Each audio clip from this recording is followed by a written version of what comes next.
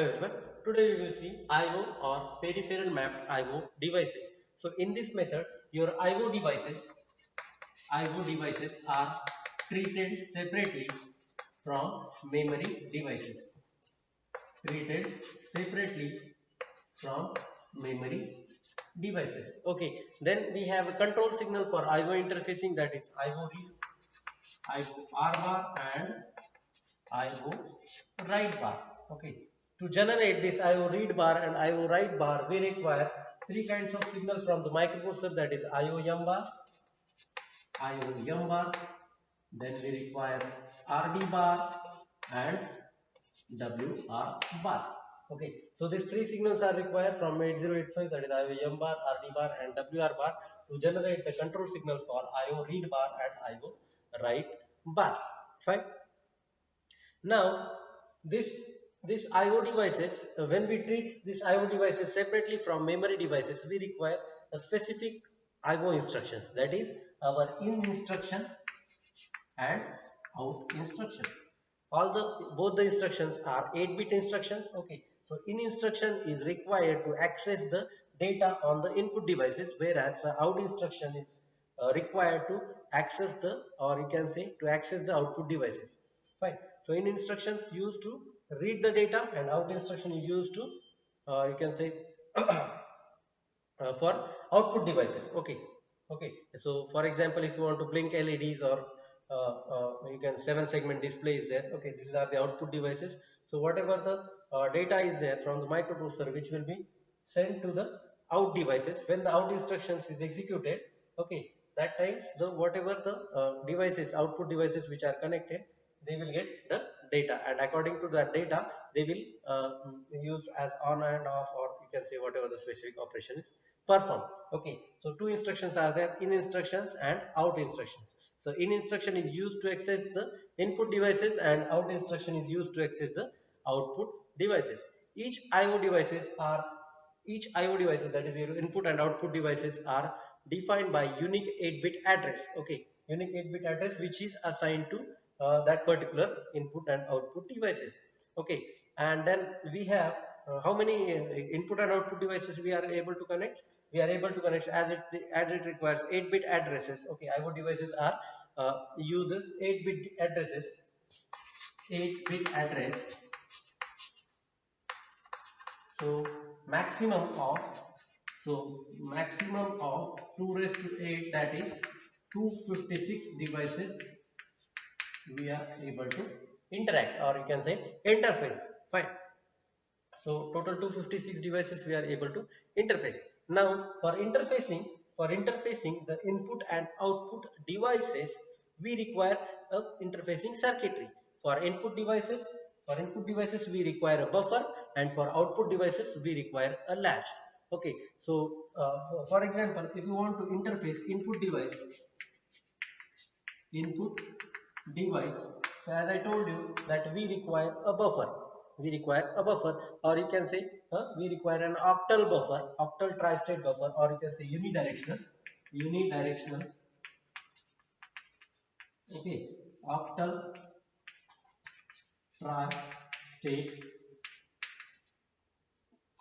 buffer. We require unidirectional.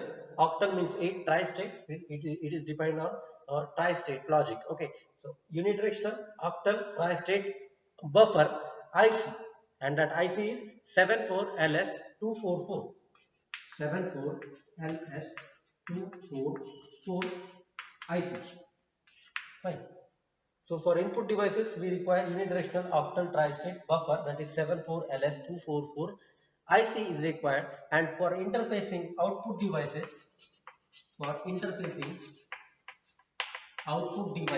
such as your LED,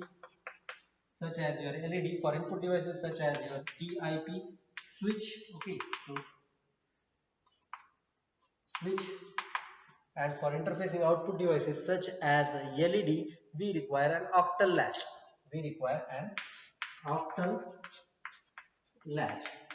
Okay, octal latch, and the number is 74LS373 IC. 74LS373 IC. Okay, is that clear? So tri-state buffer, okay, this tri-state buffer are used to interface the input devices, whereas your latches are used to interface output devices. Fine.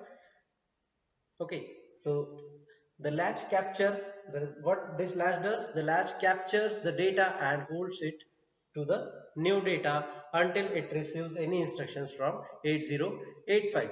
So whenever, for example, whenever in instruction is executed, okay, in instruction is executed, whatever the data which is available on the input devices, okay, such as DIP switch, which are placed onto the data bus, and it is to be communicated to the microprocessor. So this is my 8085 microprocessor, 85 microprocessor, okay, and then this is my input devices such as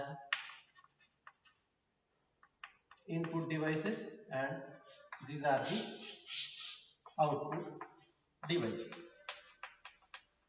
Okay, so whatever the data at the input devices are there, such as you can say DIP switch. So after executing the in instructions, the data from whatever the data on the input devices are there, they are passed to the data lines and they are submitted, or you can say they are accessed by 8085 instructions. Whenever there is a out instruction is executed, whatever the data on the data bus is there from the microprocessor, it was kept on the output devices. Okay, so this is what the IO or peripheral mapped IO interfacing. Let us take the example. Interface 8-bit DIP switch such that the address assigned to the DIP switch is F0. F0. Let us see the solution of this. So the instruction, uh, so, so, so in order to interface 8-bit DIP switch, or you can say input devices, we require in instructions, that is IN instruction, and the address which is given as F0H. F0H. Fine. So after executing these instructions, so whatever the data is there onto the DIP switch or from the DIP switch is stored into the accumulator. Fine. So the address in the in instructions, which is here F0, okay, which is it is placed to the address lines, that is A0 to A7. Okay, so I will write it here, A0 to A7, okay, A6, A5, A4, A3, A2, A1, A0. Okay, and the same as we know that in 8085 we have 16 address lines. So whatever the address lines are there, that is from A8 to A15, the same address lines will copy the same data, or you can say A8, A8, A9, okay, A8, A9, A10, A11, A12, A13, A14, and A15. So whatever the address is there from A0 to A7, which is copied to the A8 to A15. Okay, so the address lines, okay, so what is address has been given? So F0H. So F means 1, 1, 1, 1. 0 means 0, 0, 0, 0. Okay, so this is your 0 and this is your F. So this address is your F0H. Fine. So F0H. So now if you understood this, we will draw an interfacing circuitry. Okay. So in the 8085, this is your F0H. Okay. So now I will remove this. So for the interfacing circuitry,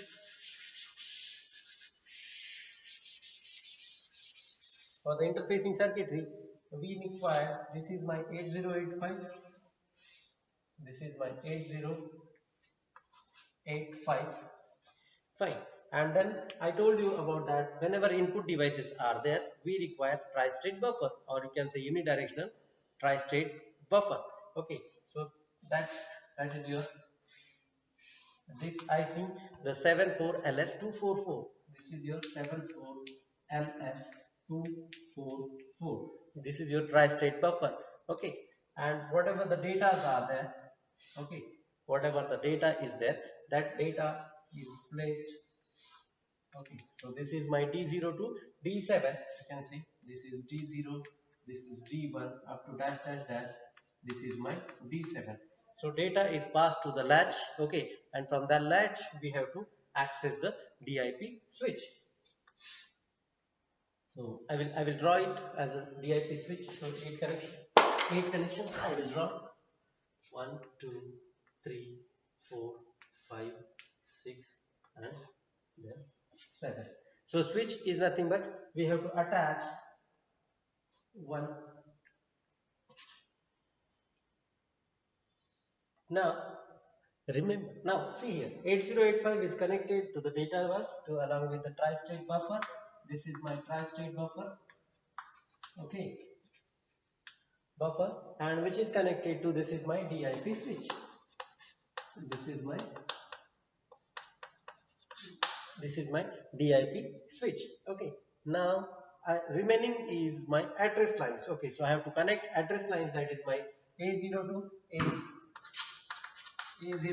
A7 address lines, or you can say A8 to A15 address lines, okay. I will draw here the table A0 to A7. So F0H was the address 1111, and then 1111, and then 0000H. This is nothing but F0H.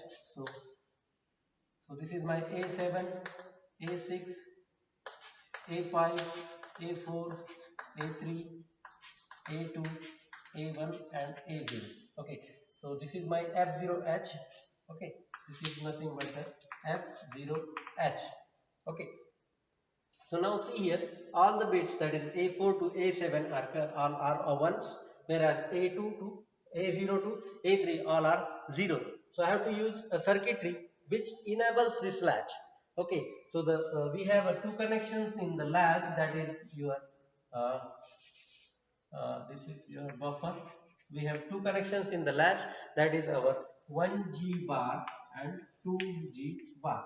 These are all the active low signal 1G bar and 2G bar, which are available on the 74LS244. This is your tri-state logic, tri-state buffer. This is your data line from D0 to D7. Along with that, it has two pins, that is your 1G bar and 2G bar.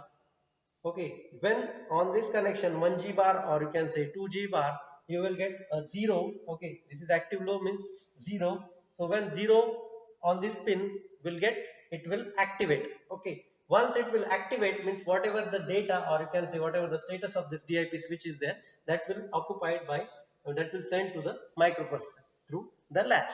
Okay, so in order to make activate this latch, okay, sorry, this buffer, okay, tri-state buffer, or you can say 74LS244, we have to give 0 to this. We have to give 0 to this.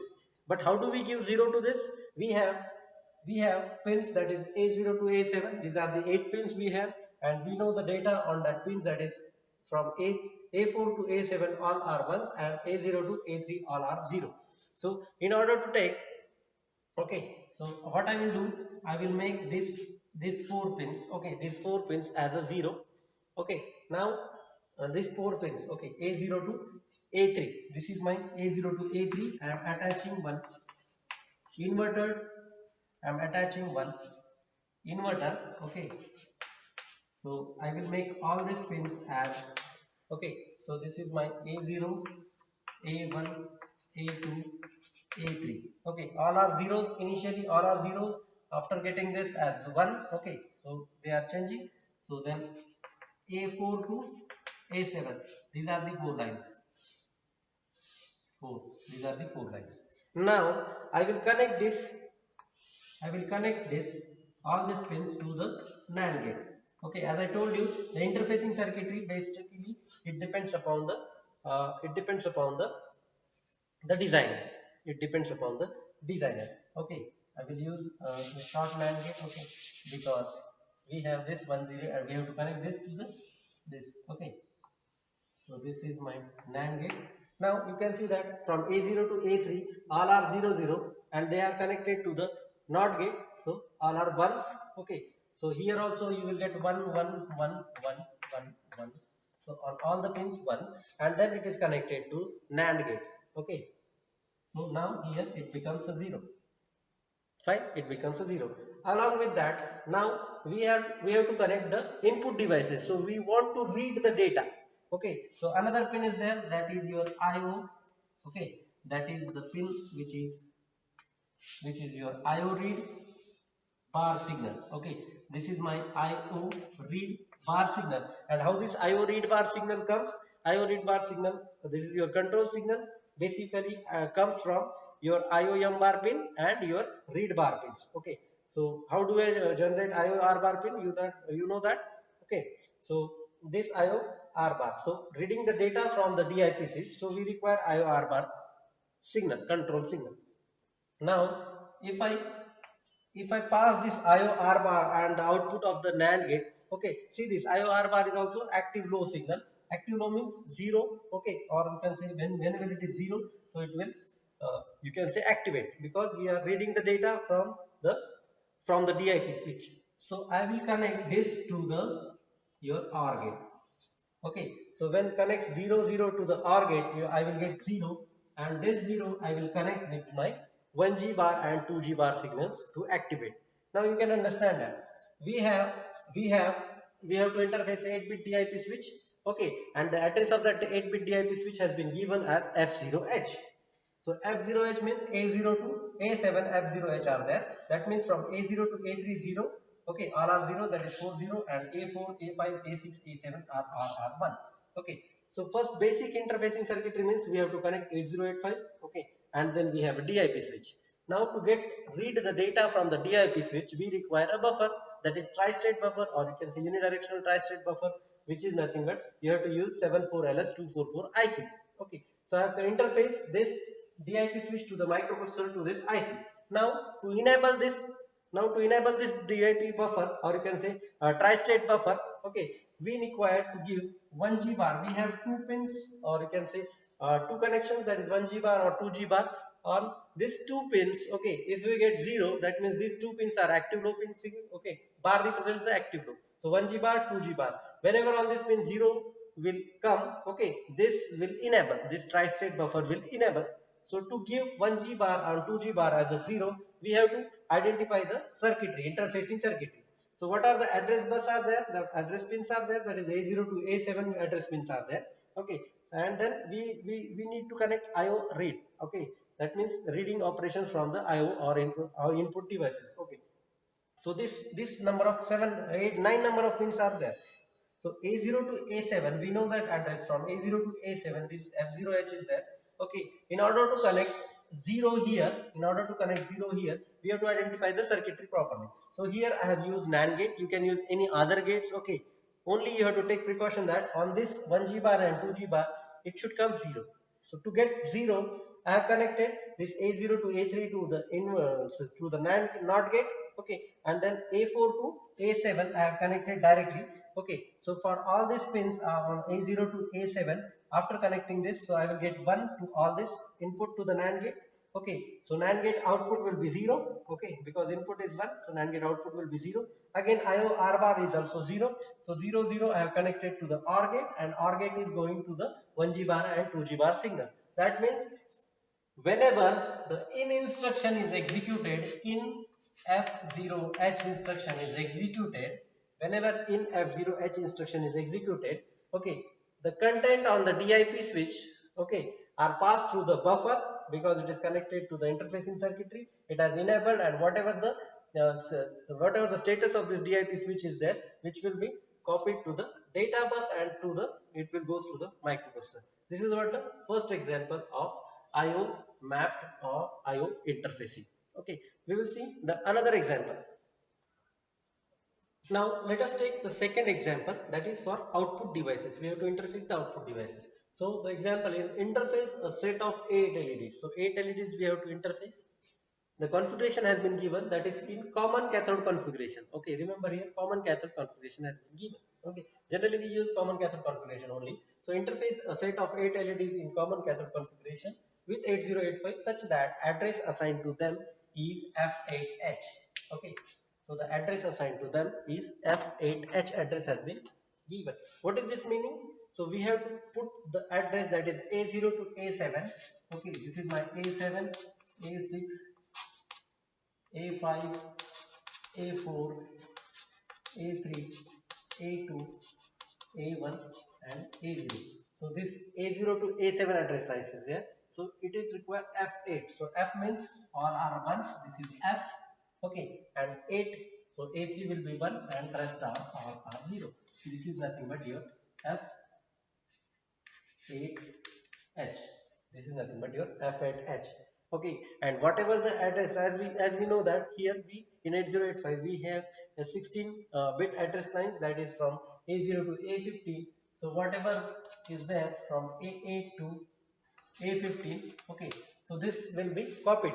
Okay, we are not worrying about this whatever the A8 to A15, but whatever the data or whatever the addresses are there from A0 to A7 are copied to the A8 to A15. We are just only required A0 to A7. Okay, and our address has been given as F8H. Fine. So now this is our first step. This is what the address decoding table. So A0 to A7 we have assigned F8H. Okay. The next step is we have to, whenever the out instruction is executed, whenever the out instruction, out F8H is executed, okay. So we have this microprocessor. This is my 8085 microprocessor. This is my 8085. Okay. And then we have to enable, we have to interface the 8 LEDs. 8 LEDs. Okay. So to interface 8 LEDs, we need a latch. We need a latch. Fine. That is your octal latch or 74LS373. 74LS373. This is our octal latch. Okay. I will write it here. Octal latch. This is our octal latch. Okay. Now, whatever the data is there, that data goes to this octal latch. Okay. So this is my D7 and this is T0. Okay. Dash dash dash. From D0 to D7 goes to the octal latch, and from octal latch we are interfacing the LEDs, and they are in the common cathode. Okay. Common cathode configuration. Okay. So all these LEDs, 8 LEDs will be there. Okay. So you can identify this diode as LEDs. Okay. So this arrow represents this as this is the LEDs, and then all these HODs are connected to the ground. Okay. So this is LED 1. This is LED 2. Okay. And then dash dash dash. This is my LED 7. 1 layer. So LED 1 8. Okay. LED 8. Fine. And this is my LED. Okay, so it is going out. Okay, this is LED symbol. Okay, generally, and they are connected with the common cathode configuration. You can give 100 ohm resistance. Okay, any resistance. Okay, 100 ohm I am giving here. 100 ohm resistance to all these LEDs. So 8 LEDs from LED 1, 2 and dash dash dash LED 8 I have connected through the latch, okay, to the microprocessor 8085.